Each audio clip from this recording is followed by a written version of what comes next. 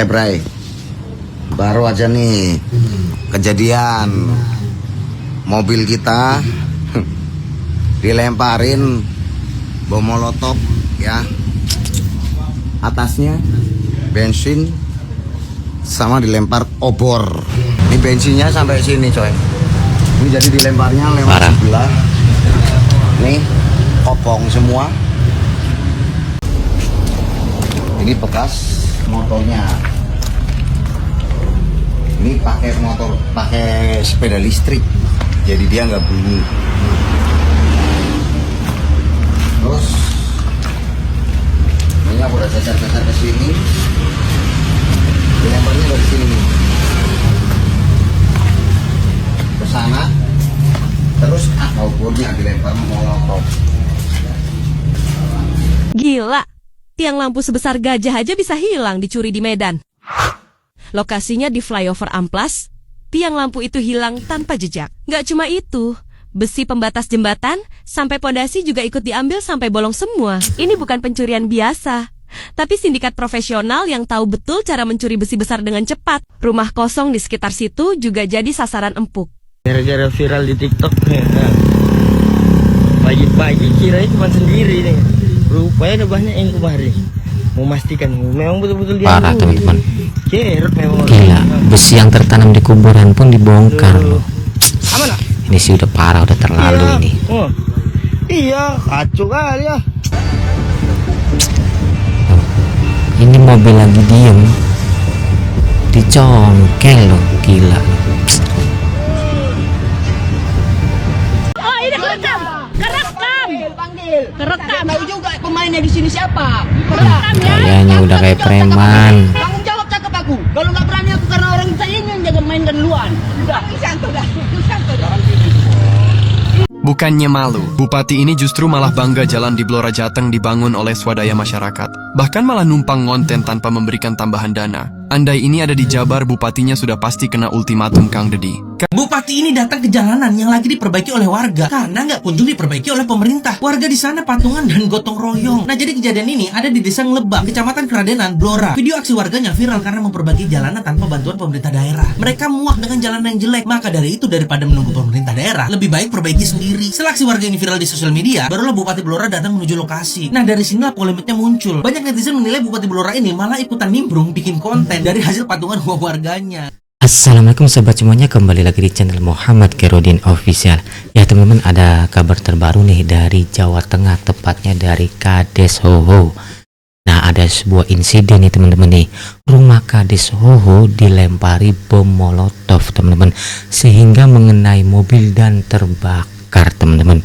Waduh, ini sih udah terlalu sih, bukan pencemaran nama baik lagi, ini mah sudah mengarah ke pribadi seseorangnya gitu loh. Ya teman-teman, ada berita informasi lain lagi di Medan tepatnya teman-teman. Ya, ini di Medan ini besi itu sudah seperti emas teman-teman. Banyak pencurian besi di wilayah Medan teman-teman. Sampai-sampai besi-besi yang tertanam di kuburan pun mereka sikat teman-teman. Dan ada informasi lain juga teman-teman terkait Bupati Blora yang ikut ngonten teman-teman ketika masyarakat ini memperbaiki jalan hasil urunan. Waduh, emang pejabat sekarang ini mulai putus teman-teman urat malunya teman-teman. Oke teman-teman, buat kalian yang baru bergabung di channel ini, mohon dukungannya dengan tekan tombol subscribe dan nyalakan lonceng notifikasinya. Oke, kita langsung simak ke videonya. Oke Bray, baru aja nih kejadian mobil kita dilemparin bom molotov ya, atasnya bensin sama dilempar obor. Wush, parah. Langsung jalan kan, pecundang kali kau pelakunya. Tadi kita langsung keluar, langsung ketahuan, cuma bensinnya banyak kali. Rumah saya dilempari molotov nih, mobilnya.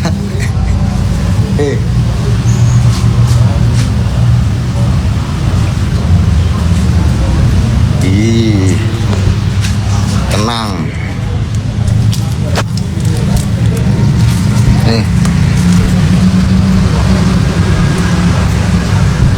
Ini bensinnya sampai sini coy. Ini jadi dilemparnya lewat Parah. sebelah. Nih, kopong semua.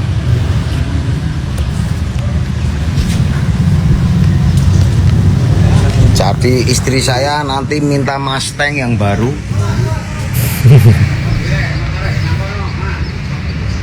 Karena tangisan ini kalau nggak diganti.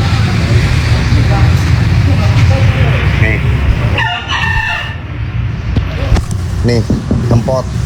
Lagi dicek semua. Orangnya naik pedal listrik, nggak bunyi. Orang kita baru masuk kok, 5 menit. Ini navi sudah turun semua di sini. Niat banget. Orangnya naik pedal listrik, berarti bukan orang jauh. Betul. Iya, dilempar pakai molotov. Ada botolnya, ada. Pokoknya kejadian itu bunyi kan, dem. Terus saya keluar, lari tak kejar, tapi kan mobilnya udah gede banget, takut rumahnya kebakar kan. Kita siramin dulu, satu rumah nyiramin, nggak sempat ngejar pelakunya. Ini kejadian hangat banget. Jadi baru aja mobil kita jam 4.15 kita masuk baru 5 menit. Berarti sekitar subuh hari teman-teman. Nih bensin, minyak. Nih, ini bekas motornya. Ini pakai motor, pakai sepeda listrik, jadi dia nggak bunyi. Terus minyak udah cacar-cacar ke sini, dilemparnya dari sini nih ke sana, terus ukurnya dilempar molotov.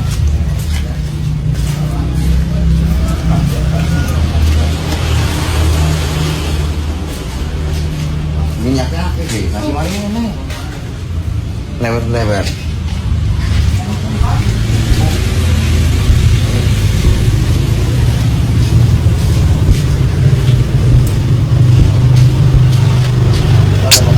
Parah loh.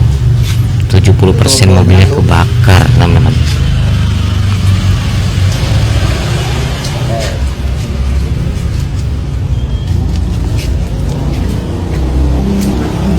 Ya teman-teman, ini mah udah terlalu ya, entah motifnya apa, dendam atau apakah ya, ini mah sudah kriminal tindakannya nih. Harus ditangkap, mau tidak mau ini pelakunya harus ditangkap dan dicari tahu maksud dan tujuan motifnya itu apa. Karena kita tahu sendiri teman-teman, Kades Soho ini sangat dicintai oleh warganya karena kinerjanya itu yang bagus lah, memajukan daerah atau desa setempat gitu loh. Jadi wajar kalau banyak orang-orang atau sekelompok yang tidak suka kepada beliau.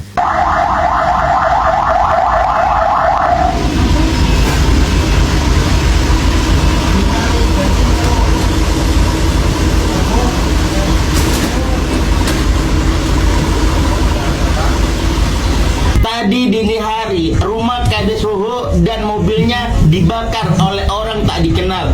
Peristiwa ini bukan sekedar tindak kriminal biasa, tetapi ancaman nyata terhadap keamanan warga dan wibawa hukum. Publik tentu bertanya, apakah kejadian ini berkaitan dengan persoalan-persoalan sebelumnya yang cepat mencuat? Penegak hukum tidak boleh lambat, apalagi setengah hati.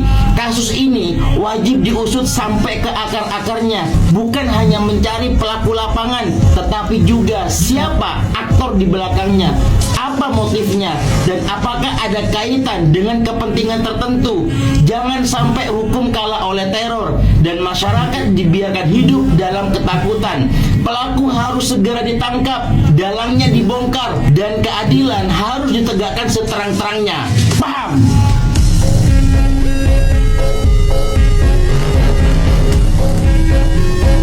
Ini sih ancamannya sudah serius ya, bahkan mengancam nyawa Kades Soho dan keluarganya. Bayangkan mobil Kades Soho dibakar oleh orang tidak dikenal. Kondisi mobilnya terparkir di parkiran rumah. Gimana kalau misalkan rumahnya ikut terbakar? Oke Bray, baru aja nih kejadian mobil kita dilemparin bom molotov ya, Apakah kejadian ini ya ada kaitannya dengan serangkaian kejadian yang dialami Kades Hoho kemarin? Kades Hoho diduga dikeroyok massa, sekarang mobilnya dibakar. Ini bukan lagi teror ya. Ini bahkan sudah mengancam nyawa Kades Hoho dan keluarganya.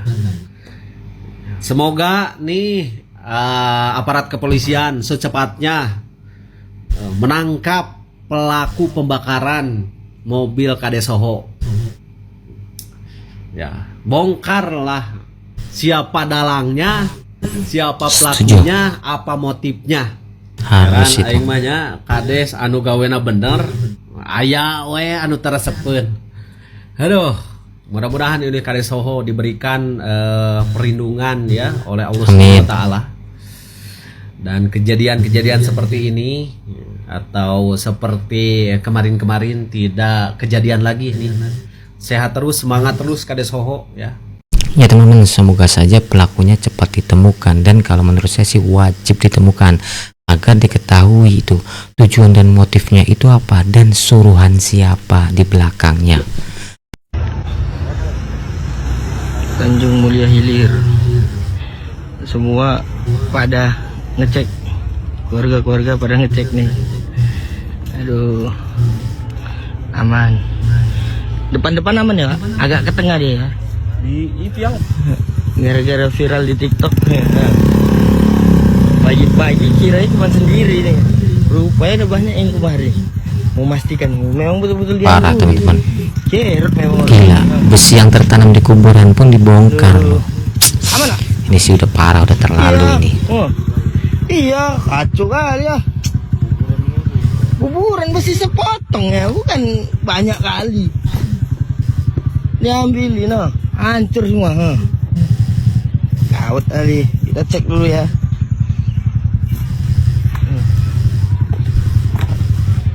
Aduh, kira ecek-ecek lah. Itu dibongkar tuh. Wah, gawat kali. Tengah sini. Banyak keluarga dari banyak keluarga-keluarga yang pada mengecek tuh. Nih kapan ngerjainnya orang ini, Cak lah? Bukan nggak pada penduduk sini ya kan?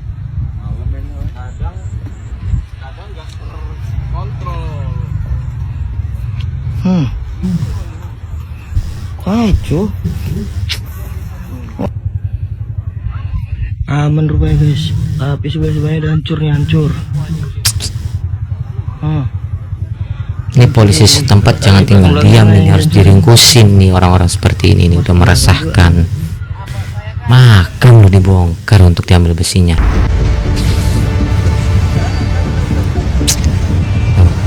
Ini mobil lagi diem, dicongkel loh, gila.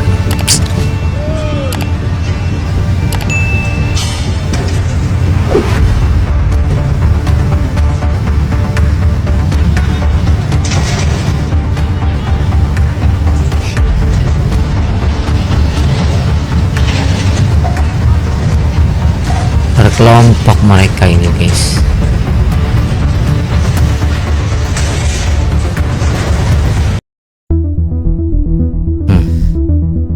Bayangin loh, mobil lagi jalan digasak besinya sama dia loh. Gila.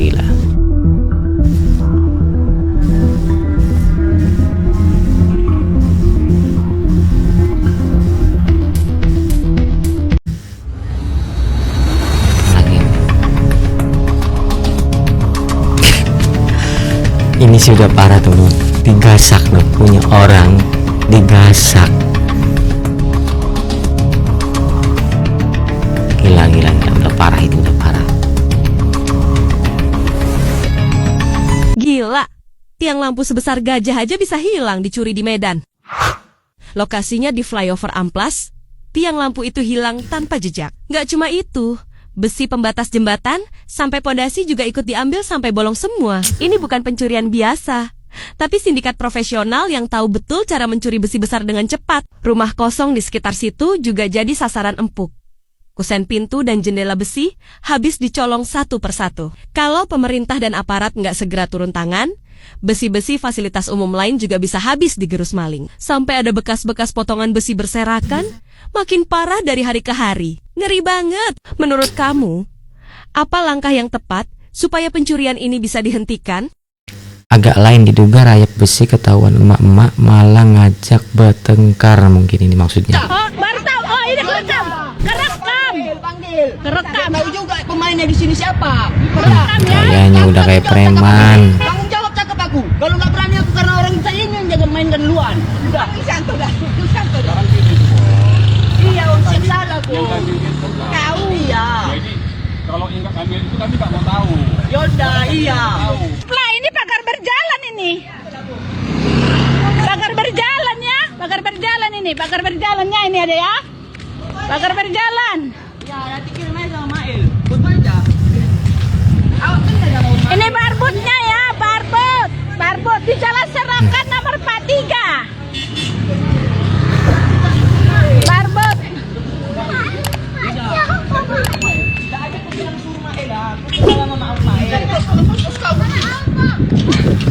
Ini orangnya ya.